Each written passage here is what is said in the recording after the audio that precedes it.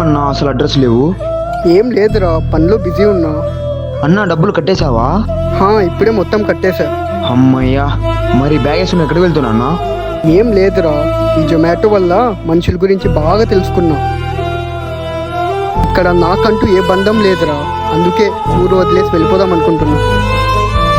జాగ్రత్తరా.